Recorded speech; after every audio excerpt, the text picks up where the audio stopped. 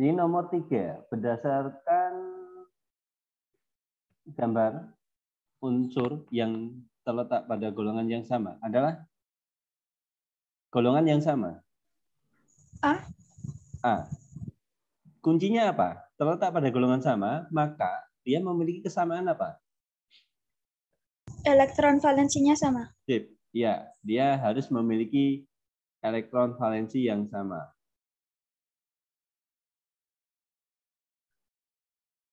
Nah, dia ada di golongan 1. Ya, ada di golongan 1. Kita coba dideskripsikan, kita coba uraikan. Ketika natrium dia memiliki elektron 11, maka dia bisa diuraikan menjadi 2881. Kemudian kalium dia memiliki elektron 19, maka 28881. Kemudian Mg ada 12, maka 2882 28 mana? Na-nya 281, Pak. 281 ya. 2 N Yang Na-nya 281, terus K-nya itu 2881. saya kelebihan ya. Kayak gini ya. Betul? Iya, Pak. Fe-nya 26, dia bisa diuraikan menjadi 288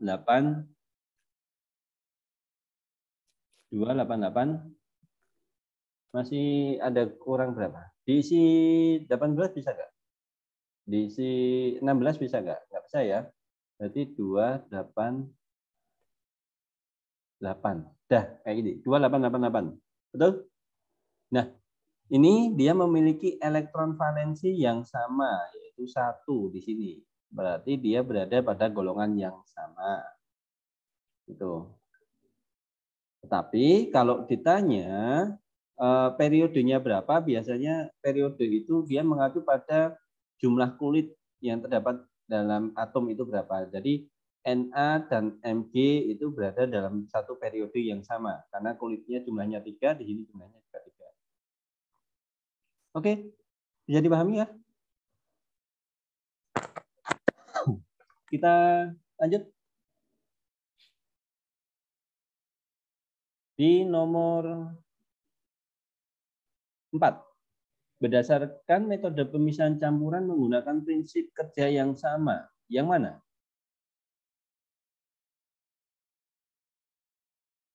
Apakah sentrifugasi dengan destilasi atau sentrifugasi dengan filtrasi?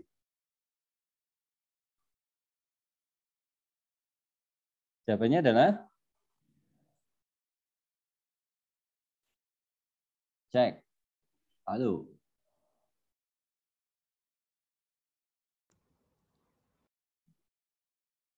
Prinsip yang sama itu sentrifugasi itu berdasarkan pada masa pemutaran. Tetapi pemutaran itu tujuannya dia untuk mempercepat pengendapan sebenarnya, Yuris.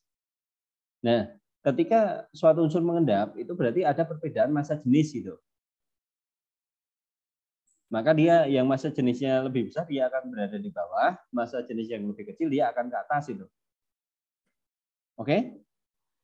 Kemudian, sublimasi ini adalah berdasarkan pada titik didih. Perbedaan titik didih, betul nggak? Kan sublim dari padat ke gas loh. Ketika dipanaskan dia akan menyublim karena ada perbedaan titik didih. Gitu. Sama destilasi pun juga iya. Destilasi itu juga perbedaan titik didih.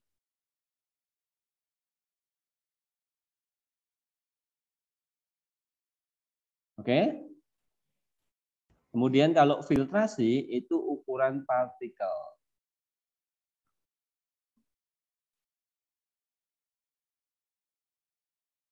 Nah, jadi bisa kita simpulkan 2 dan 3. Dia menggunakan prinsip yang sama, yaitu terkait dengan proses pemanasan. Titik di D. Oke, dilanjut. Berikut.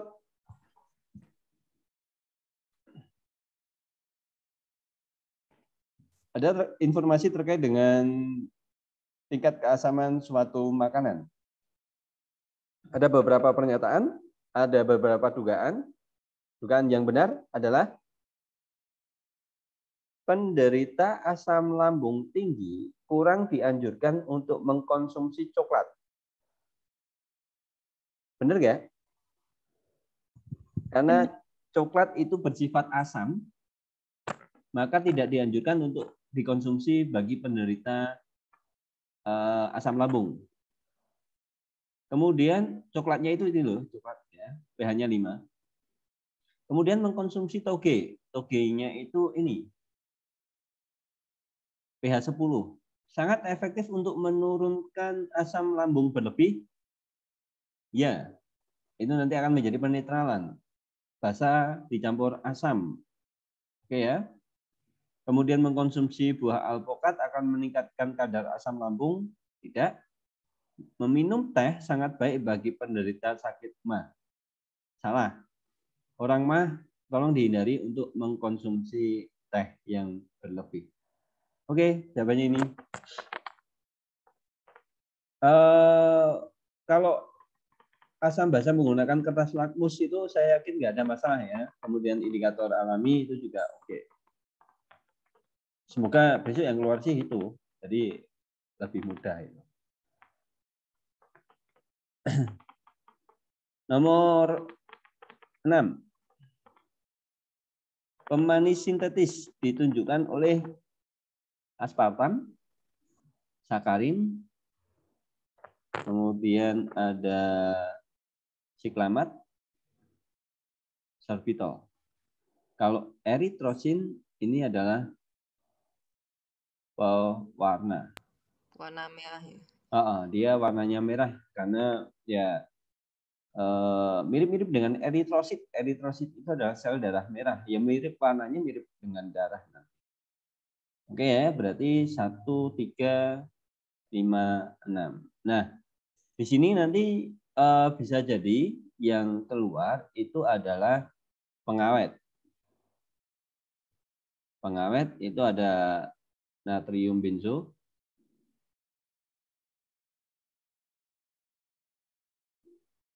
kemudian ada penyedap MSG, ada yang mengatakan monosodium glutamat, ada yang mengatakan mononatrium glutamat. Itu sebenarnya sama itu ya. Kemudian ada selain pernah baca juga ada juga yang dinatrium ya Pak. Dinatrium, boleh, dinatrium inosinat. Dinatrium inosinat itu juga penyedap juga. Gitu. Kemudian apa? Penyedap pewarna, kemudian antioksidan. Antioksidan itu kayak antioksidan itu berfungsi untuk mencegah oksidasi makanan gitu. Ini macam kayak TBHQ. Ya, itu adalah antioksidan. Oke. Next ya, kita lanjut ke GLB, GLBB. Ini gampang sih.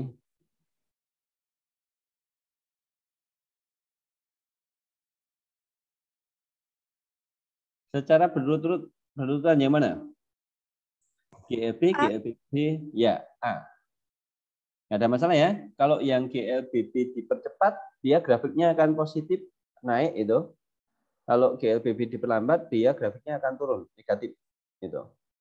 Sedangkan untuk yang GLB grafiknya datar. Itu untuk grafik hubungan antara V dengan T. Ya, saya tekankan karena ini beda grafik, nanti akan beda kesimpulannya. Oke. Bisa juga ini nanti untuk menganalisis tetesan oli maupun tetesan ketikan teketemer gitu. Oke, sampai di sini. Ada yang mau tanya? Kalau tidak, bisa dilanjut. Bisa, Pak. Ya, nomor 8. Oh ya, Pak, mau Perbandingan. tanya, Pak. Ya, silakan, please. Kalau tetesan oli sama 3 timer itu arahnya berkebalikan ya, Pak? Cara bacanya berkebalikan, Riz. Tetapi untuk kesimpulan GLBB dipercepat, GLBB diperlambat, itu baik tetesan oli maupun taker timer itu sama. Dalam arti kayak gini, ketika jaraknya semakin rapat, ya, ketika jarak antar titiknya semakin rapat, maka dia GLBB diperlambat. Berlaku untuk tetesan oli maupun taker timer. Gitu. Begitu juga GLBB dipercepat. Kalau GLBB dipercepat berarti jarak antar titiknya semakin renggang. Itu GLBB dipercepat gitu. Cuma bacanya aja, Riz. Oh, bacanya berbeda gitu ya. Seumpama saya ambil contoh kayak gini.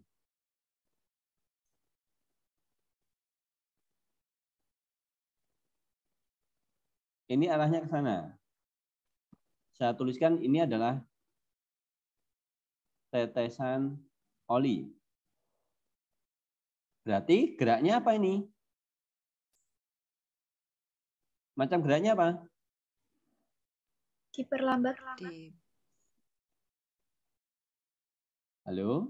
Maksud diperlambat? Dipercepat. LBB dipercepat.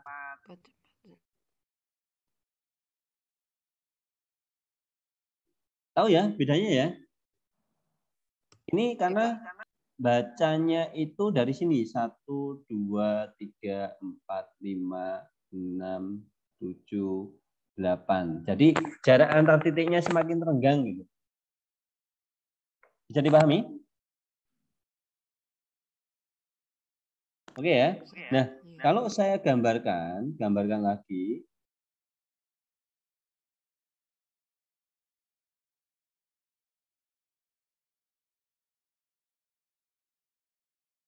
Nah, ini arahnya ke sana, F-nya, tapi tertulis ticker timer.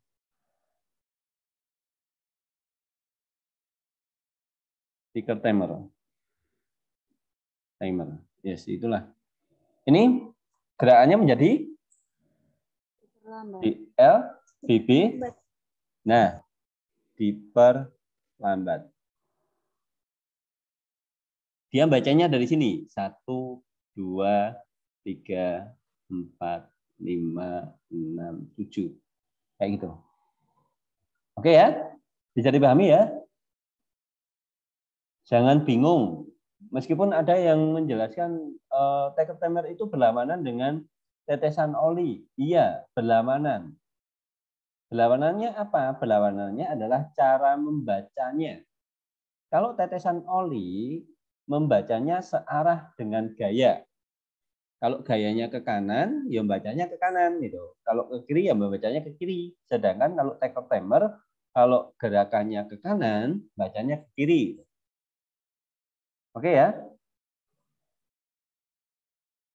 Baik taker timer maupun tetesan oli, yang jelas ketika dipercepat, maka jarak antar titiknya semakin renggang.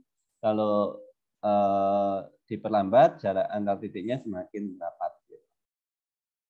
Oke, next. Nomor 8, perbandingan percepatan A dibanding B adalah? A. Ya, oke. Terima kasih. Jawabannya A. Jangan terkecoh dengan 1/4 loh ya. Karena perbandingan EKA dibanding EKB ini adalah setengah MV kuadrat. Ini juga setengah MV kuadrat. Setengah MV-nya saya coret. Setengah MV-nya saya coret. Sehingga kita hanya membandingkan V kuadratnya saja. V kuadrat untuk A itu 4. V kuadrat untuk B itu 16. Maka kalau yang dicari adalah V, maka tinggal di akar 4 dibanding akar 16. Maka hasilnya adalah 2 dibanding 4 atau 1 dibanding 2. Jawabannya A. Jangan terkecoh dengan 1/4. Oke? Sedangkan untuk energi potensial, saya hanya mengingatkan lagi MGH, dan energi mekanik itu adalah EP ditambah EK. Semakin tinggi bendanya, energi potensialnya semakin besar. Semakin cepat bendanya, energi kinetiknya semakin besar. Oke? Ada yang mau tanya terkait dengan energi? Kalau tidak, beralih ke nomor 9 saya. Ini soal yang termasuk mudah. Berdasarkan gambar, pernyataan yang benar adalah pilihan opsi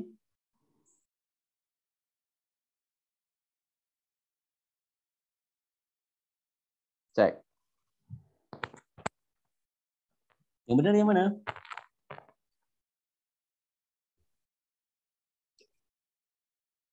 Yang D. D. Daerah nomor 2 di sini dia akan mengalami gerhana matahari total. Gitu. Oke ya, kalau di tanggal 15 kemarin terjadi gerhana matahari total berarti terjadi gerhana bulan total, berarti posisinya akan menjadi matahari di sini, kemudian ini bumi, ini adalah bulan. Nah, ini skema untuk gerhana bulan. Oke, belum lama terjadi ya di tanggal 15 kemarin. Ada yang mau tanya?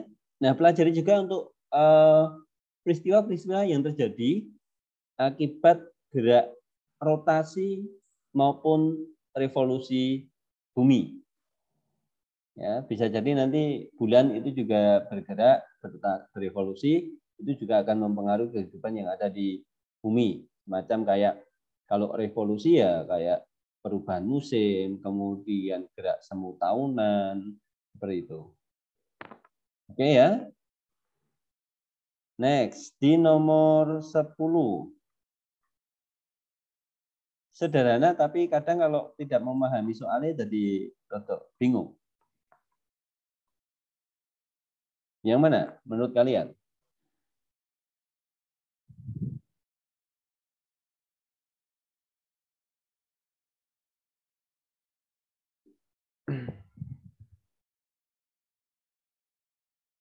Yuk, silakan yang mana? Prinsipnya sama dengan tuas-tuas yang lain, jadi LK dikali F sama dengan LB dikali W. Prinsipnya cuma itu toh.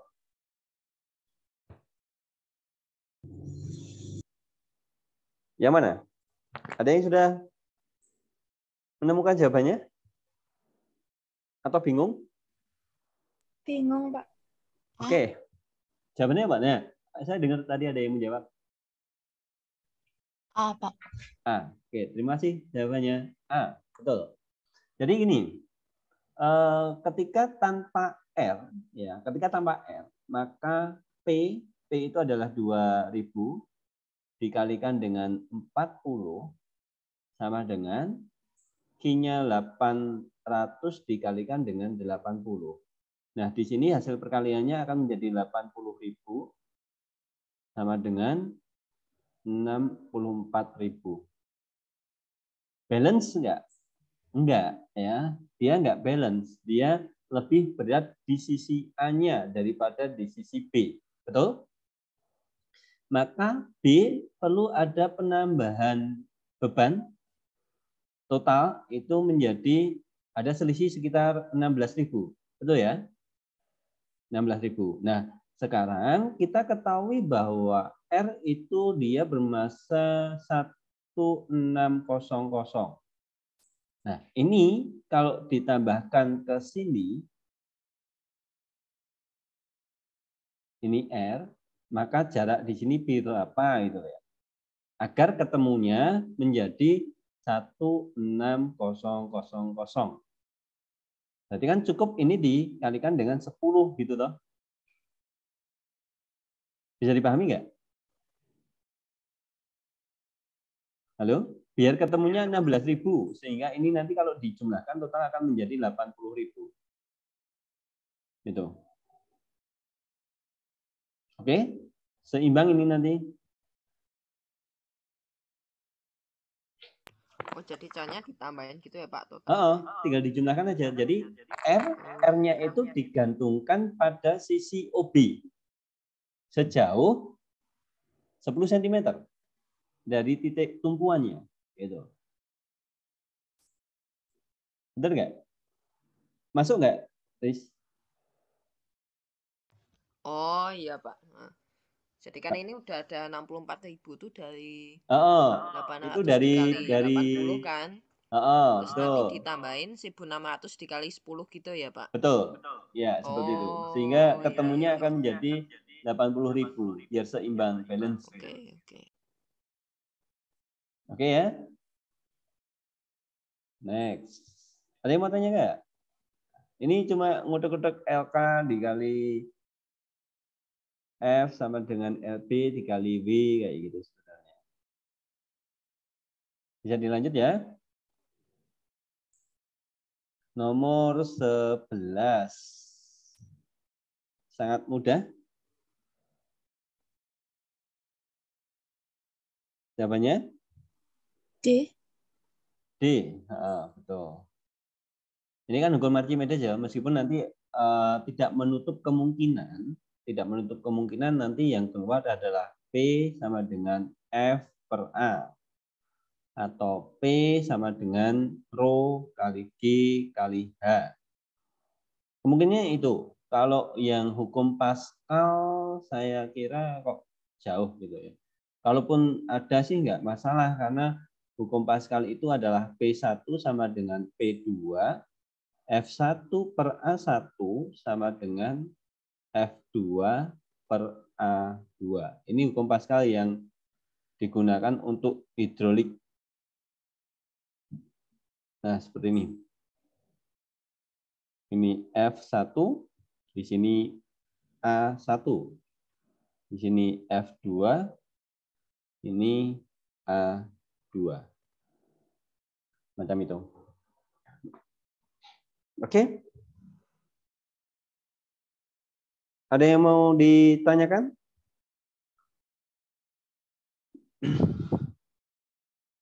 Kita lanjutkan di nomor 12. Ini terkait dengan getaran gelombang 1, 2, 3, 4. Nah, ayunan yang memiliki periode terbesar dan frekuensi terbesar berturut-turut, ini sangat mudah sekali. Yang menjadi dasar itu adalah panjang tali, bukan sudut simpangan maupun beban bandulnya. Itu loh ya. Ya. Maka bisa kita simpulkan bahwa periode terbesar itu diperoleh pada gambar 4. Karena memiliki bandul yang paling panjang. Panjang tali sama gravitasi ya Pak. Iya sih, sebenarnya ada gravitasi yang mempengaruhi, tetapi untuk kalian kan tempatnya itu, sama ya Pak. Ya betul. Karena tempatnya sama dengan asumsi gravitasinya sama gitu. Ya, oke. Terima kasih Aris. Jadi ada gravitasi juga di situ, tetapi karena bendanya sama ya enggak. Jadi bendanya itu keempat bendanya itu berada pada tempat yang sama. Jadi gravitasinya kita bisa abaikan karena semuanya berada di tempat yang sama. Oke, gitu ya. Jadi periode terbesarnya terdapat pada nomor 4 karena dia memiliki panjang yang paling besar. Kemudian frekuensi terbesar itu didapati pada nomor 3 karena dia memiliki panjang tali yang paling pendek. Gitu. Oke? Next.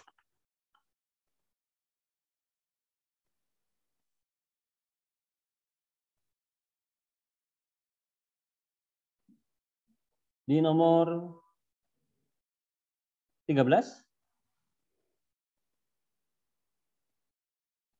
Seorang pengamat melihat sebuah roket terbakar di langit dan 6 detik kemudian ia mendengar dentuman ledakan. Jika kecepatan rambat bunyi di udara adalah 340 meter per sekon, maka jarak roket yang meledak dengan pengamat adalah 2040. Siapa yang nyebut tadi siapa?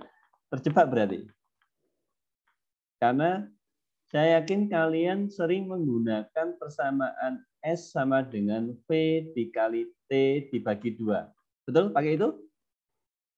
Iya, Pak. Ya, dikoreksi Bel. Karena di soal ini itu bukan bunyi pantul. Ya, persamaan yang Pak Andang tulis ini itu berlaku untuk bunyi pantul. Karena ini bukan bunyi pantul, maka cukup gunakan persamaan S sama dengan V dikali T. Sama dengan 340 dikali 6 sama dengan 2040. Udah, ini aja. Gitu. Ini prinsipnya sama aja ketika kalian melihat kilat, kemudian beberapa detik, kemudian mendengar guntur gitu. Itu kan bukan bunyi pantul, toh? S sama dengan V kali T. Sedangkan untuk S sama dengan V kali T dibagi 2, ini berlaku untuk bunyi pantul. Harap hati-hati. Makanya ini saya hadirkan untuk yang bukan bunyi pantul, biar kalian lebih cermat. Oke? Ada yang mau ditanyakan? Nah, aplikasinya itu seperti apa? Aplikasinya ya bisa jadi nanti untuk kedalaman laut, kemudian gua, itu menggunakan prinsip bunyi pantul seperti ini. Oke ya. Next, kita lanjutkan di nomor 14.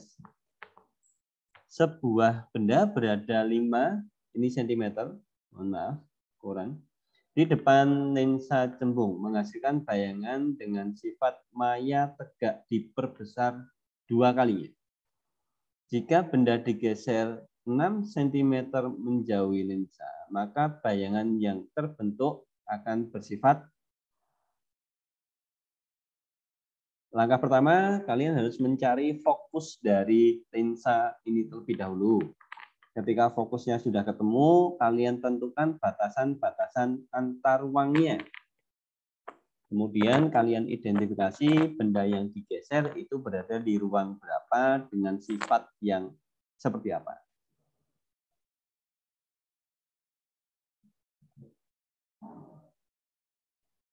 Yuk, jawabannya.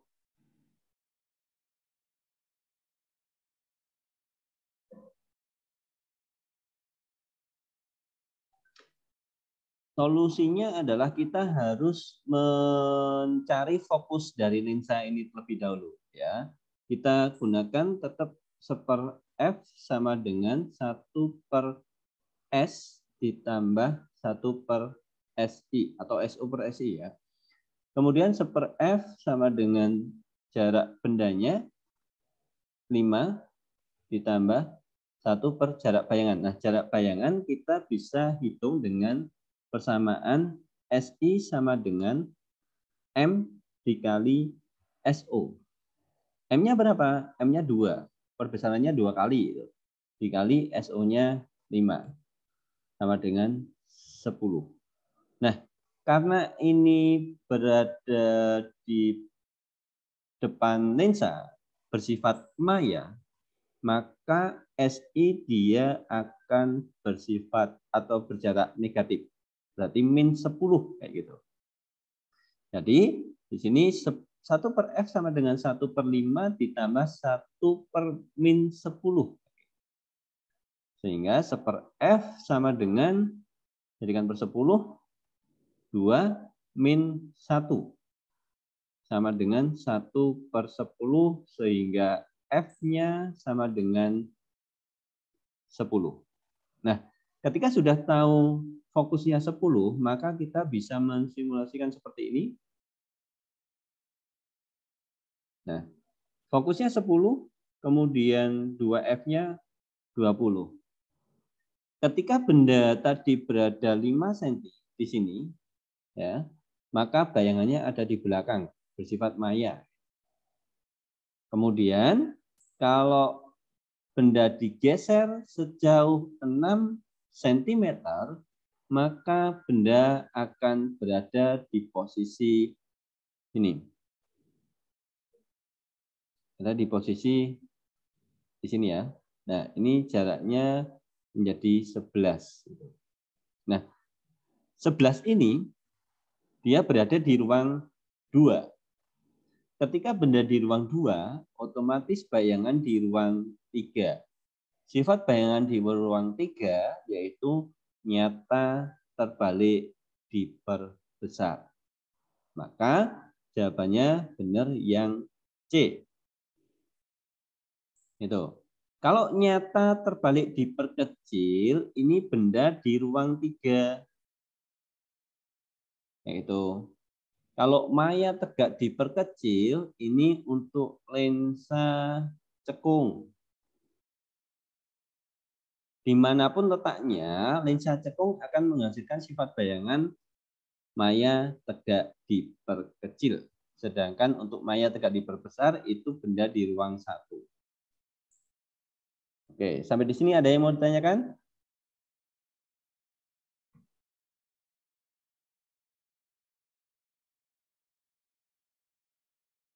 Oke, baik, terima kasih. Bagaimana cara penyelesaiannya? Sebenarnya mudah saja. Ketika muatannya berubah 2Q, ini kita kalikan, ini menjadi 4 kalinya.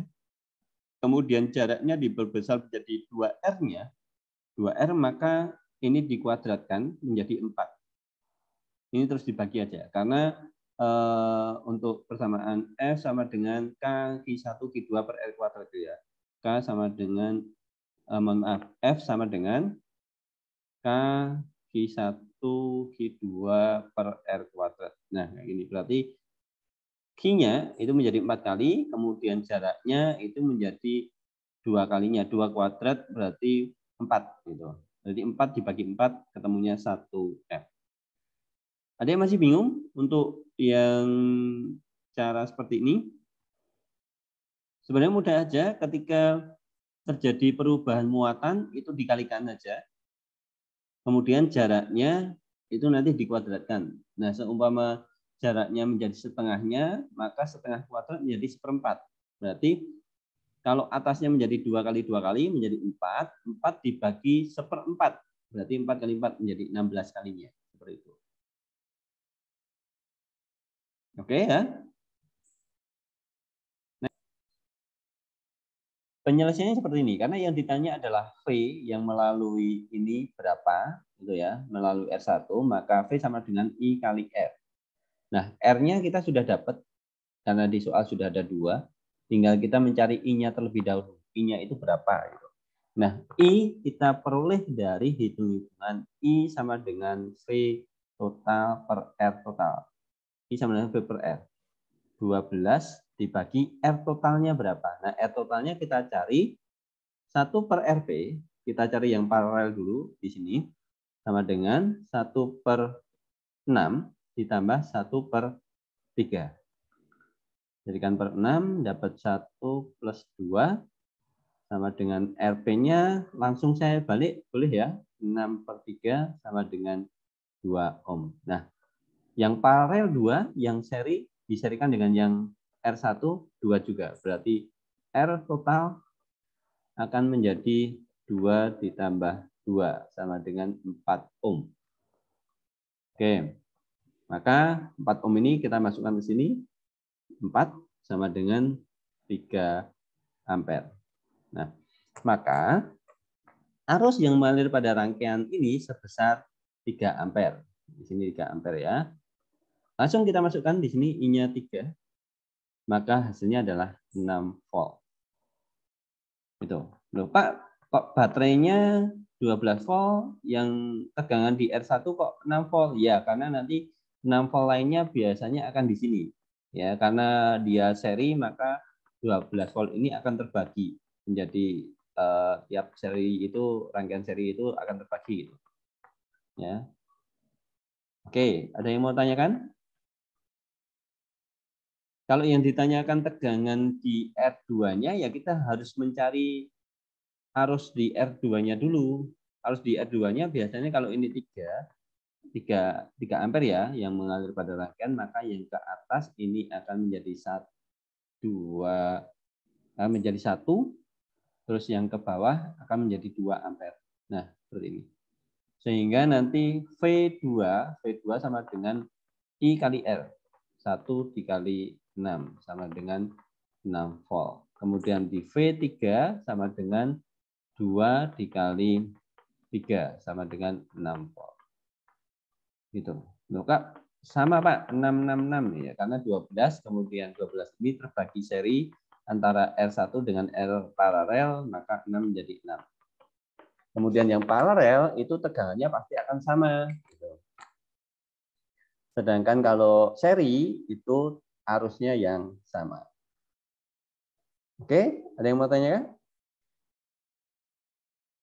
Kalau tidak, kita lanjutkan di nomor 17. Ini bagi yang bermasalah kita coba diskusikan. Persamaan yang digunakan untuk trafo itu jangan sampai dilupakan.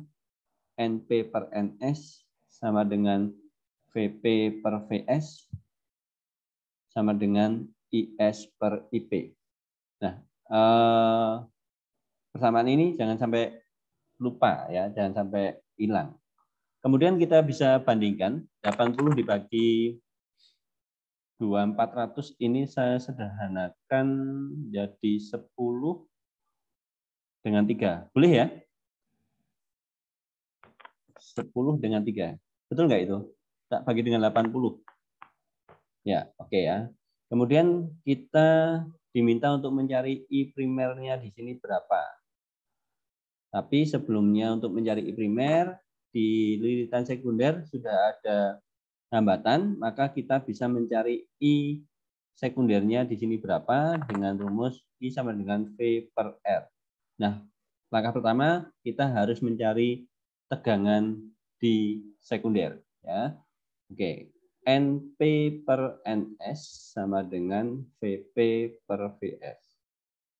NP-nya kita 10 per 3 sama dengan 240 per VS. Sehingga VS-nya sama dengan 240 dikali 3 per 10.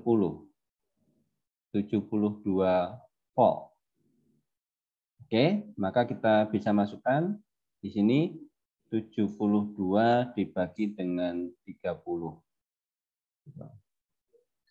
Oke, itu sudah temu, berarti I sekundernya itu akan bernilai 72 dibagi 30.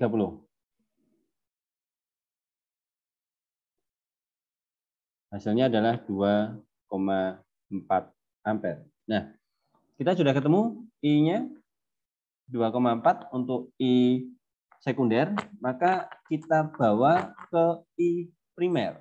Gunakan persamaan NP per NS sama dengan IS per IP. Sama dengan T10 dibagi 3, IS-nya adalah 2,4 per IP.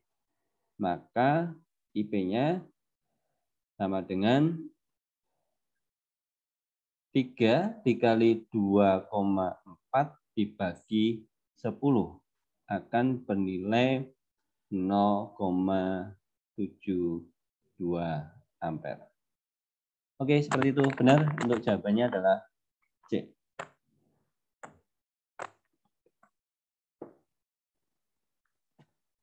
Kita lanjut di nomor 18. Hewan yang mempunyai kekerabatan paling dekat adalah A. A. Dia masuk dalam kelompok Moluska. moluska. 3 dan 4? Antropoda. Bisa saya. Saja. Oke, kita lanjutkan ya. Tadi udah tepat jawabannya 1 dan 2. Oke, saya tekankan lagi dalam klasifikasi dalam kekerabatan, klasifikasi makhluk hidup. Ini kalau yang ditanya adalah kekerabatannya, yang menjadi acuan itu adalah klasifikasi makhluk hidup. Ya, semakin rendah tingkat taksonnya, artinya dia kekerabatannya paling dekat gitu. Jadi kalau ada di spesies, di atasnya spesies itu ada family. Jika ada di family yang sama, maka dia paling dekat gitu. Semakin ke bawah, maka kekerabatannya akan semakin dekat. Kalau semakin ke atas, nanti kekerabatannya akan semakin jauh. Oke ya, bukan didasarkan pada habitat, bukan didasarkan pada makanannya. Oke, kita lanjut. Di nomor 19. Nah, pola interaksi antibiosis dan predasi. Antibiosis itu adalah suatu interaksi di mana satu organismenya dia tidak ngapa-ngapain, tapi organisme yang lainnya dia dirugikan. Itu adalah antibiosis, bukan parasit loh ya. Kalau parasit kan yang satu untung satu rugi. Sedangkan kalau yang antibiosis itu yang satunya nggak ngapa-ngapain, tapi yang satunya dia rugi.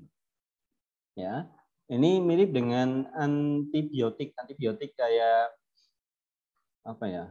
Penisilin, ya penisilin. Penisilin itu dia jamur yang dia nggak ngapa-ngapain, tetapi ketika ada bakteri di sekitar jamur penisilin, maka bakteri tersebut dia akan mati. Makanya untuk jamur penisilin ini ada yang dimanfaatkan sebagai antibiotik untuk melawan infeksi bakteri di dalam tubuh manusia. Oke, berarti nomor 1 ini adalah antibiosis. Kemudian ikan remora dengan ikan hiu itu berarti ada yang untung, ada yang tidak ngapa-ngapain. Gitu. Hiu itu dia tidak merasa diuntungkan, juga tidak merasa dirugikan. Kemudian kalau cicak yang memakan nyamuk, ini berarti interaksinya adalah predasi antara predator dengan yang dimangsa. Kemudian beberapa jenis tanaman liar yang merebut nutrisi dari tanah, ini adalah sifatnya kompetisi. Oke, berarti jawabannya adalah 1 dan 3. Oke. Kita lanjut di nomor 20.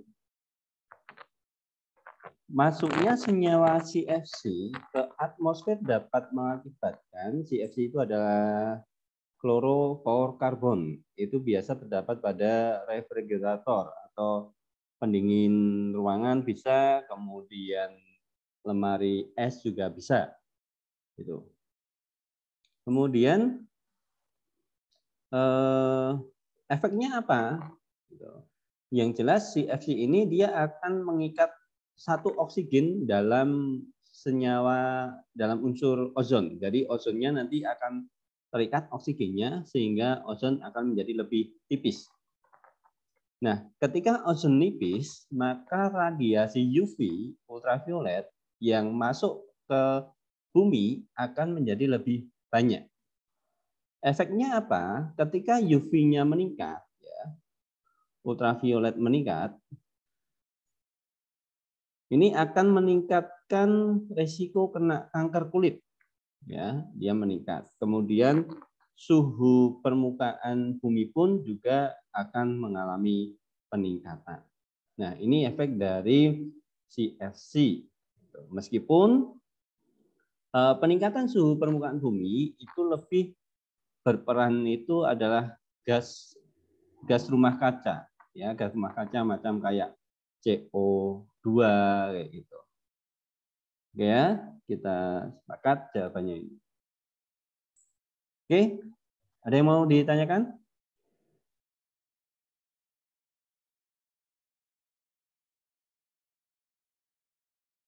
Kalau tidak, kita lanjutkan di nomor 22.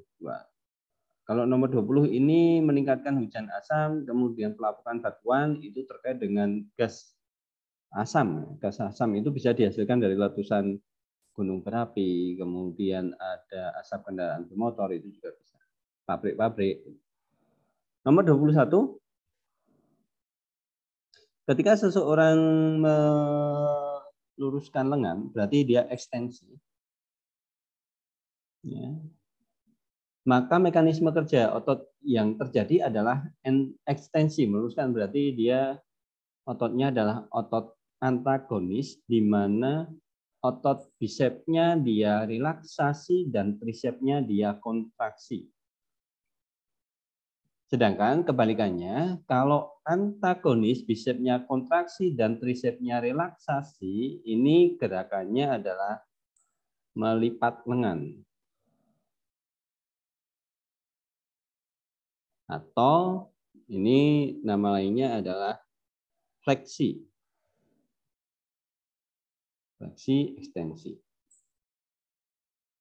Oke, untuk sendi-sendinya tolong ditekankan lagi, ada sendi putar, sendi engsel, sendi peluru.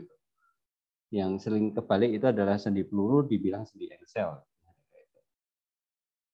Berikut di nomor 22.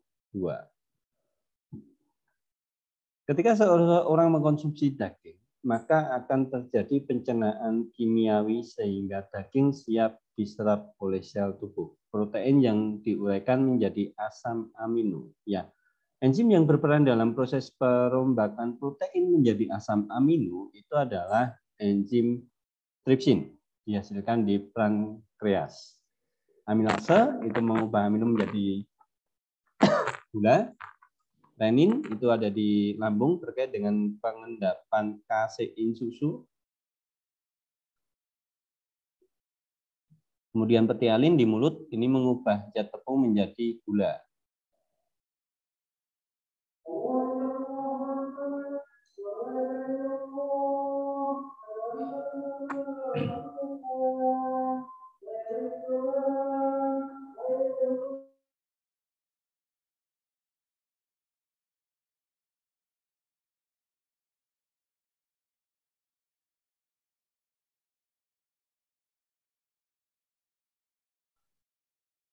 Oke ya.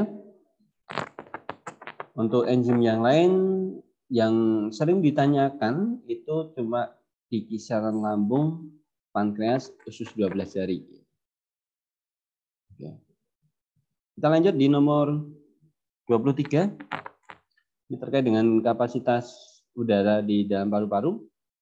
Ketika seorang start lari, seorang atlet menarik nafas sedalam-dalamnya. Nafas dalam-dalam, maka volume udara yang ada dalam paru-paru, volume udara yang ada di dalam paru-paru. Yang manakah?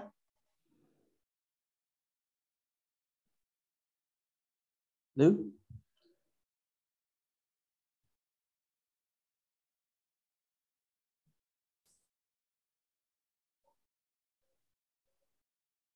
Oke, nomor 1 itu adalah udara komplementer. Nomor 2 ini adalah udara suplementer.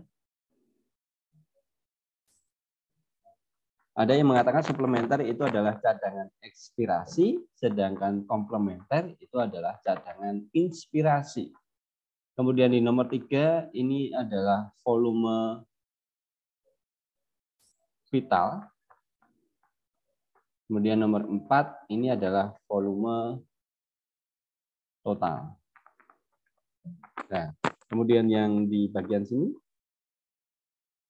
ini adalah udara tidal. Nah, Oke. Yang benar adalah di nomor 1 karena dia menghirup nafas sekuat-kuatnya. Oke. Ada yang mau ditanyakan? Untuk penyakitnya saya kira udah sangat familiar kalian. Mungkin nanti ada literasi terkait dengan sebuah artikel atau infografis terkait dengan sistem pernafasan. Oke, kita lanjut di nomor 24. Ini ada skema sistem peredaran darah. Pembuluh yang dilewati darah yang banyak mengandung oksigen. Ini paling gampang, ini akan saya bagi dua. Yang sebelah kiri itu banyak O2, sedangkan yang kanan itu adalah CO2. Oke. Yang banyak mengandung oksigen itu ada di nomor 6, 11, 12. Oke, seperti itu. Ya. Sedangkan yang sebelah kiri itu yang banyak mengandung oksigen, yang sebelah kanan banyak mengandung CO2. Untuk pembuluh darahnya, tolong hati-hati. Ini adalah vena pulmo. Kemudian yang ini arteri tubuh. Di gambar skema ini ada yang ke nomor 7, ada yang ke nomor 9. Asumsinya yang ada di nomor 7 ini adalah tubuh bagian bawah, yang di nomor 9 ini adalah tubuh bagian atas itu. Gitu ya. Kemudian ruang jantung saya yakin nggak ada masalah, ada serambi kanan, serambi kiri, bilik kanan, bilik kiri, ventricle sama atrium. Oke, kemudian yang lainnya di sini ada arteri pulmo,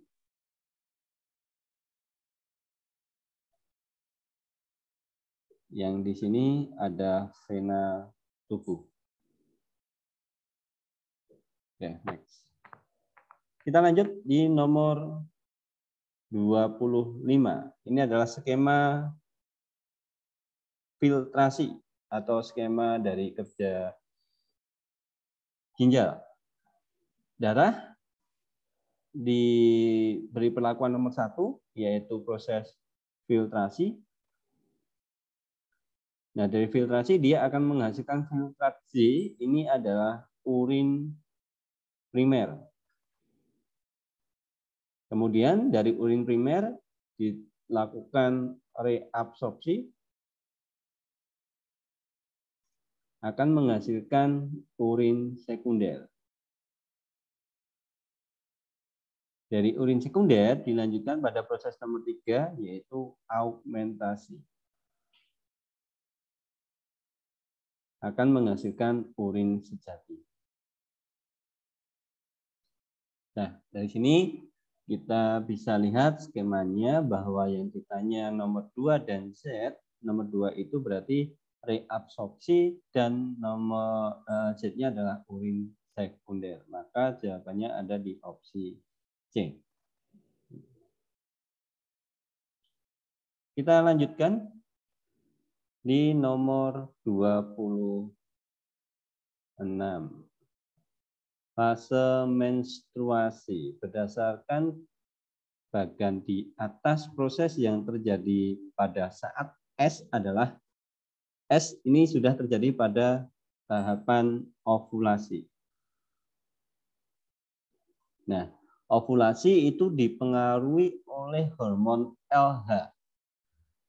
Ya, Luteinum hormon. LH akan merangsang ovum akan keluar dari folikel. Ya, ini ada di opsi B. Gitu. Estrogen meningkat menyebabkan proliferasi di uterus. Estrogen meningkat proliferasi di uterus. Itu ada di keterangan T. Gitu ya.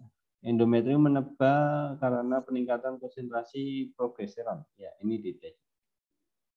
Oke, sampai di sini. Kita lanjutkan. Kalau ada yang mau tanya loh ya. Untuk organ reproduksinya, ya kemungkinan keluar juga ada, tetapi kalau saya sih lebih condong ke sini ya. Saya memprediksinya lebih banyak yang ke sini ya, ke hormon, kemudian mekanisme yang terjadi di dalam proses reproduksi. Oke, berikut di nomor 27. Ini terkait dengan struktur fungsi jaringan tumbuhan. Struktur fungsi jaringan tumbuhan. Ini adalah parasit tali putri. Akar dari tali putri itu hanya berhenti pada jaringan nomor 3. Nah, apa yang menyebabkan?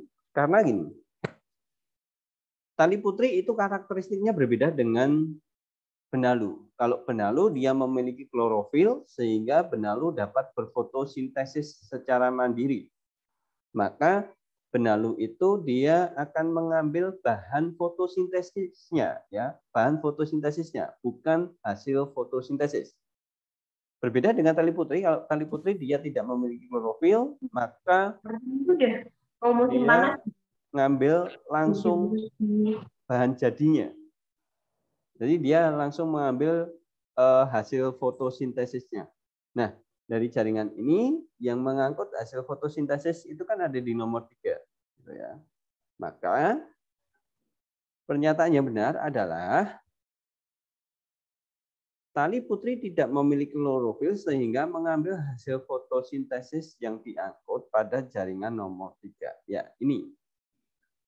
Beda dengan parasitnya benalu ya. Kalau benalu dia bisa fotosintesis sehingga dia ngambil bahan fotosintesisnya. Kita lanjutkan di nomor 28.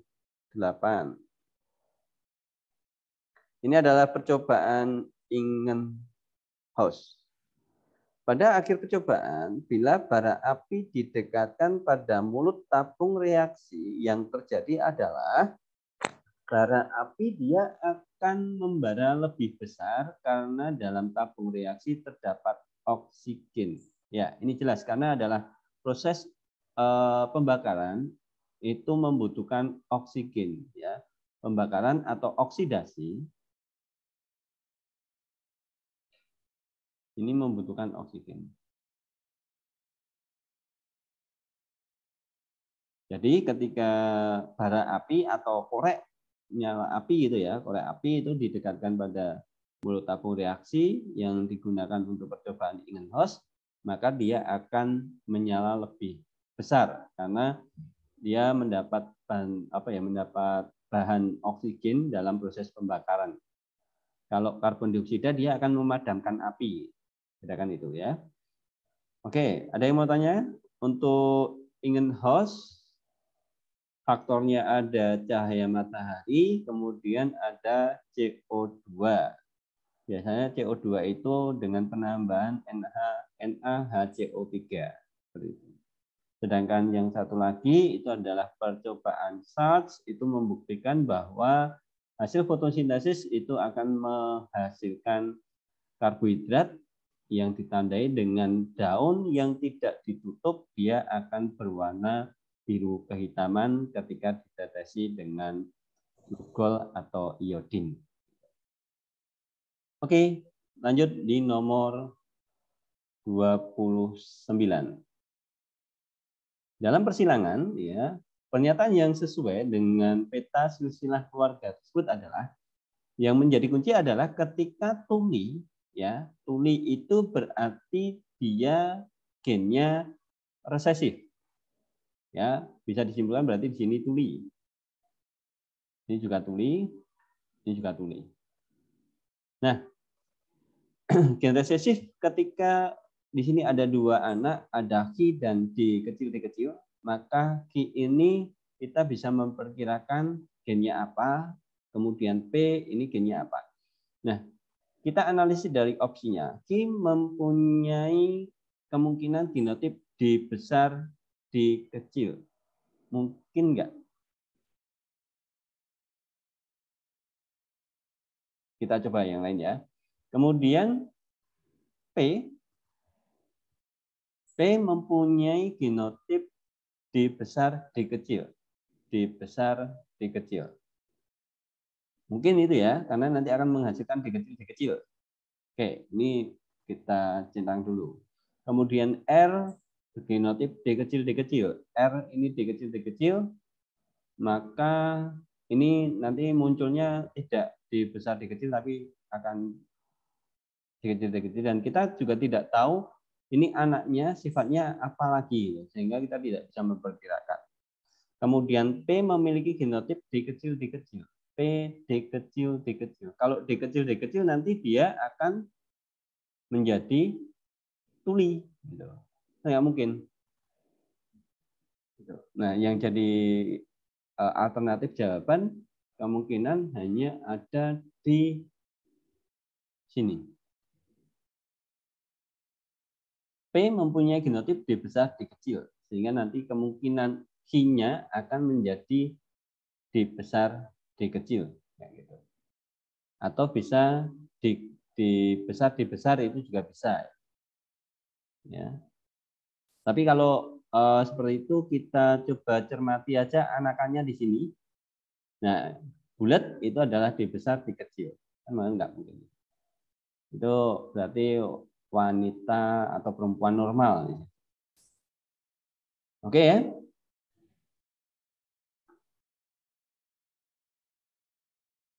Kita lanjut.